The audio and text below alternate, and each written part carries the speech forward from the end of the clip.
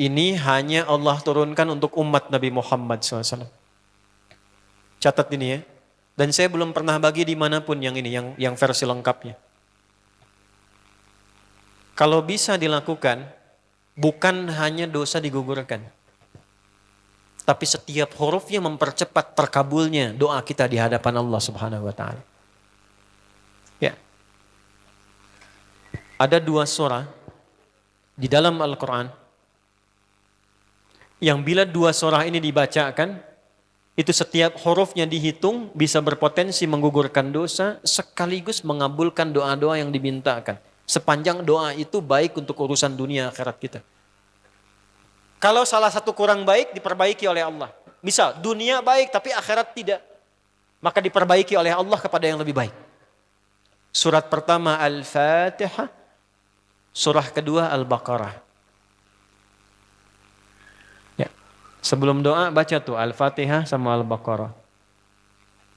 Tapi Al-Baqarahnya tidak dari ayat yang pertama. Kepanjangan.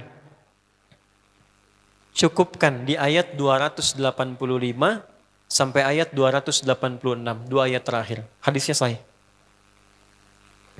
Kalau mau dikuatkan biasanya banyak ulama memasukkan ayat 284. Ada yang sudah masuk ke dalam Ka'bah di sini? Ini informasi saja. Dan 3 ayat ini, Al-Baqarah 284, 285, 286, itu ayat yang dituliskan di dinding Ka'bah. Itu yang saat berhala dikeluarkan, gambar-gambar dihapus, itu ya, syair-syair diganti dengan ayat Quran sehingga jadi kain kiswah Ka'bah di luar. Itu ada sejarahnya. Yang di dalam pun dihiasi dengan hiasan ayat Al-Quran. Di antara yang dituliskan itu Al-Baqarah ayat 284, 285, 286. Intinya di 285 dan 286-nya. Tadi rakaat pertama yang saya bacakan dalam salat Isya. Hadisnya sahih. Itu spesial malaikat Jibril turun kepada Nabi Muhammad SAW mengabarkan kabar gembira siapa yang membiasakan membaca Al-Fatihah. Ya, kemudian 2 ayat terakhir di Al-Baqarah dari amanar rasulu sampai fansurna 'alal qaumil kafirin, tidaklah dia membacakan itu kecuali setiap hurufnya dijaminkan mengabulkan doa-doa yang dia mohonkan sepanjang benar doanya dan tidak diselimuti maksiat. Ini maaf ya. Ini saya minta maaf dulu nih. Kalaupun Anda benar doanya khusyuk sampai nangis, tapi ada selimut maksiat dalam permohonan doa itu pengabulannya mental lagi.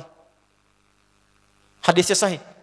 Thumma dzakara rajula yutilu as-safara ash'atha aghdara yamuddu yadayhi ila as-sama' fayaqulu ya rabb faqala Rasulullah sallallahu alaihi wasallam anna yustajabu lidzalik famat'amuhu haram mashrabuhu haram malbasuhu haram wa ghudhiya biharamin fa anna yustajabu lidzalik. Rawahu Muslim.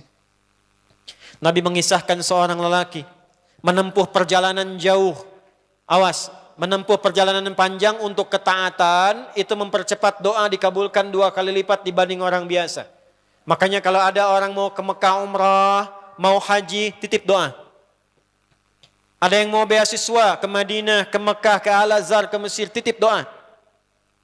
Saya biasanya kalau mau berangkat umrah, Ustaz titip doa, ayo tulis banyak tuh. Enggak saya baca. Saya simpen aja, ntar dekat Ka'bah, ya Allah engkau maha mengetahui. Ya, mohon kabulkan semua doa-doa ya dari teman-teman jamaah yang dititipkan dalam kertas yang telah mereka tuliskan itu. Simple Pak, daripada capek kita bacakan satu-satu. Dan alhamdulillah biasanya ya insya Allah terkabul. Insya Allah. Itu perjalanan jauh. Nah orang ini menempuh perjalanan untuk sekedar berdoa. Safar.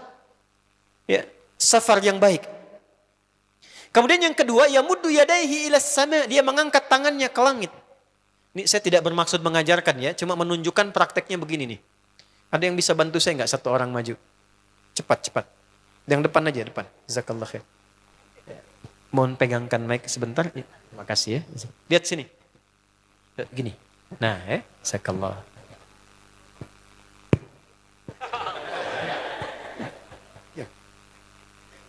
Nah, gini ya. Ini tangan, lihat telapak 2 ya. Berdoa itu sesuai porsinya, dan ikuti caranya Nabi. Kalau doanya formal dalam sholat dan diikat dengan gerakan, jangan kreatif. Ikuti seperti Nabi yang contohkan. Misal dalam sholat, "Shollu kama ra'aitumuni usolli." Sholatlah seperti kalian melihat aku sholat. Nanti ada 3 posisi atau sampai 4 posisi dalam sholat yang mempercepat terkabulnya doa. Posisi puncaknya sujud. Hadisnya sahih, "Inna ma aqrabal 'abdi min rabbih wa huwa sajidun fa aktsirud doa." Keadaan terdekat antara hamba dengan Rabbnya adalah saat sujud, maka perbanyak doa saat sujud. Tangannya posisi sujud begini, menempel. Jadi nggak usah begini. Oke, begini. Nah, ini di luar sholat. Di luar sholat, kalau berdoa tangan begini, lihat baik-baik ya. Ini kitabnya agak banyak, bahasanya panjang, saya berikan yang simpelnya saja ya.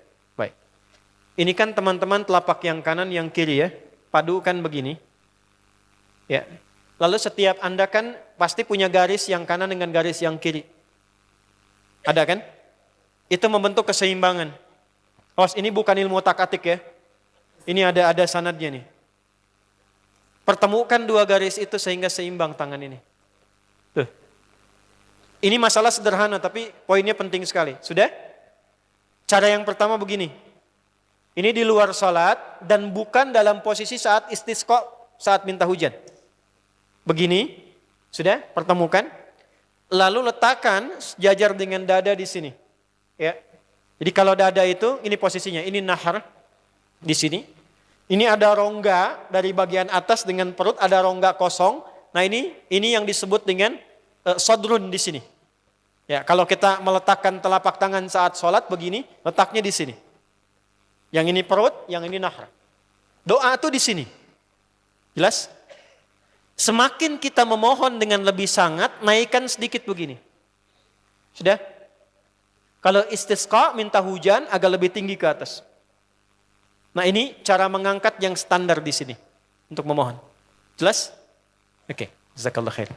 Nah ini orang ini dia mengangkat tangannya. Jadi melakukan perjalanan jauh, mengangkat tangannya, ya muddu yadaihi ilas sama. Orang yang berdoa dengan mengangkat tangan itu dijawab doanya oleh Allah lewat keterangan Nabi SAW, itu bisa al-kamakala 2 kali lebih cepat dibandingkan dengan orang yang tidak mengangkat tangan saat berdoa. Jadi Anda cuma sekedar doa dengan mengangkat begini, itu lebih cepat potensi dijawabnya dengan mengangkat doa. Ada seorang bertanya pada Nabi SAW, hadis sahih, "Ya Rasulullah, bagaimana pendapatmu dengan seseorang yang meminta kepada Allah dengan mengangkat tangan al-kamakala?" Lalu Nabi mengonfirmasi, bertanya balik, bagaimana kalau ada seseorang memohon kepada Anda dengan mengangkat tangannya? "Pak, tolong Pak, tolong Pak, tolong." Gitu kan? Di depan rumah Anda, 1 jam begitu, "Pak, tolong Pak." Kira-kira Anda beri atau tidak? Beri. Minimal kalau Anda nggak punya kemampuan, Anda referensikan atau beri sesuai kemampuan Anda kan? Angkat tangannya. Dia jawab, "Saya malu kalau nggak ngasih." Apa kata Nabi? "Innallaha hayyun karimun." Allah itu lebih punya sifat peka untuk merasakan malu pada hambanya kalau dia tidak memberi ketika hambanya mengangkat kedua tangannya. Nah nanti ada beda-beda posisi saat khatib Jumat misalnya 1 begini untuk khatib. Makmum mengangkat 2 tangan. Yang ketiga dia mengatakan, "Ya Rabb, Ya Rabb." Asma'ul Husna.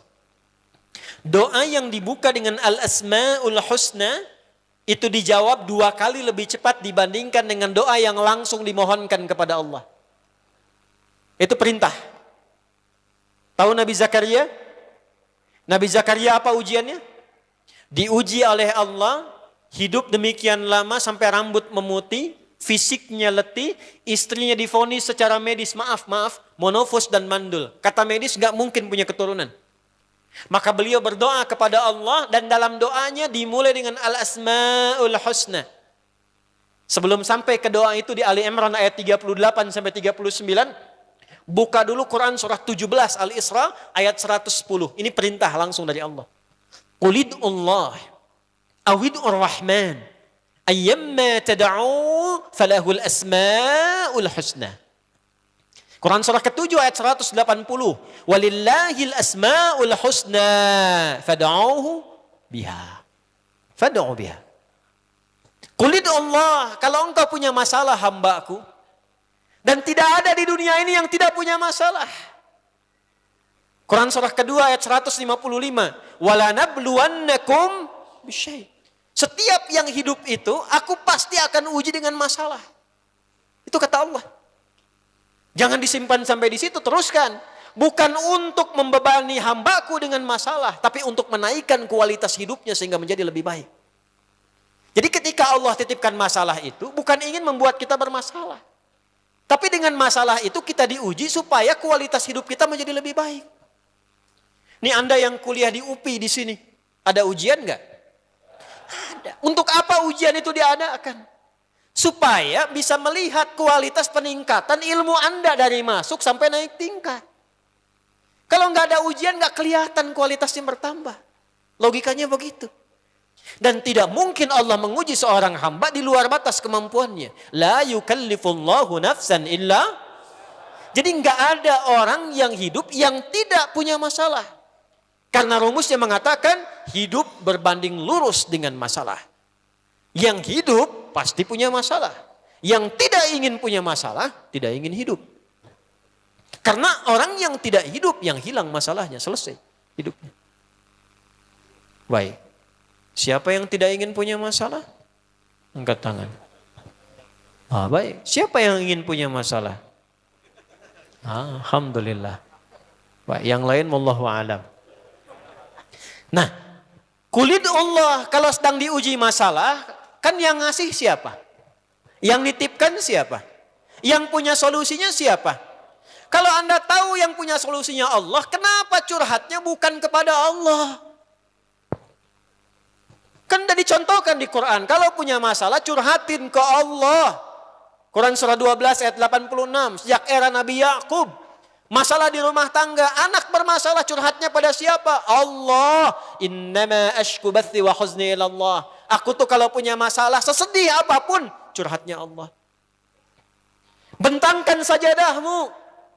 Curhatkan dalam sujudmu, tingkatkan takwamu. Wa may yattaqillaha yaj'al lahu makhraja. Quran surah 65 di akhir ayat yang kedua. Bentangkan sajadahmu, curhatkan, habiskan dalam sujudmu, keluarkan tangismu. Sehingga bebannya jadi ringan. Walaupun solusi belum datang, hatinya sudah tenang. Yang diperintahkan panjangkan sajadahmu, bukan panjangkan statusmu.